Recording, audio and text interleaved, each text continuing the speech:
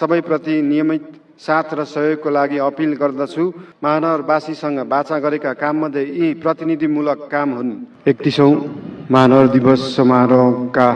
प्रमुख अतिथि सम्माननीय राष्ट्रपति रामचन्द्र पौडेलज्यू, सम्माननीय उपराष्ट्रपति श्री रामसाहेब प्रसाद यादवज्यू, सम्माननीय प्रतिनिधि सभाका सभामुखज्यू, राष्ट्रिय सभाका सम्माननीय अध्यक्षज्यू, काठमाडौँ महानगरपालिकाका उपप्रमुख, विषयगत समितिका संयोजकज्यूहरू, कार्यपालिका सदस्यज्यूहरू, नगरसभा सदस्यज्यूहरू, प्रमुख प्रशासकीय अधिकृत विभागीय प्रमुख तथा सम्पूर्ण राष्ट्रसेवा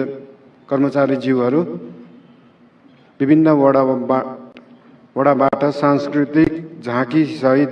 पाल्नुभएका सांस्कृतिक तथा सामाजिक क्षेत्रबाट पाल्नुभएका व्यक्तित्वहरू, नागरिक समाजका अगुवाहरू, विभिन्न क्षेत्रमा ख्याति प्राप्त आज सम्मानित हुनुहुने व्यक्तित्वहरू, आम सञ्चारकर्मी, सुरक्षाकर्मी तथा यहाँ उपस्थित महानगरवासी, ज्येष्ठ नागरिकज्यूहरू, विक्रम सम्वत र पुस्तान्तरण गर्दै समृद्ध र विकासका आयाममा यसअघिका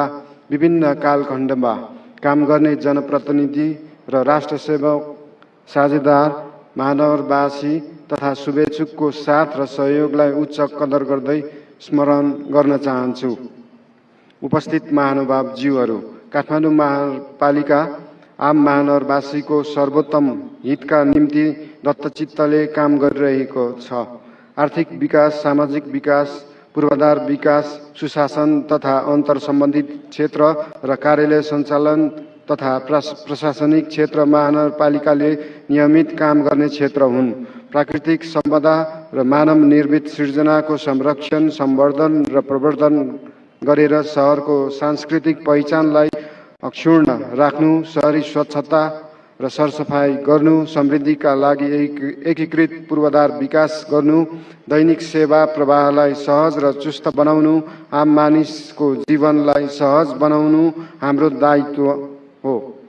यी दायित्वप्रति उत्तरदायी, इमान्दार भएर मितव्ययी तथा पारदर्शी भई कार्य सम्पादन गरिरहेका छौँ। नियमित कामसँगै नागरिकका दैनिक जीवनसँग जोडिएका र आम सरकारसँग सम्बन्धित योजना कार्यान्वयन थप प्राथमिकता दिन स्वास्थ्य, शिक्षा, रोजगारी प्रवर्धन, वातावरण सुधार र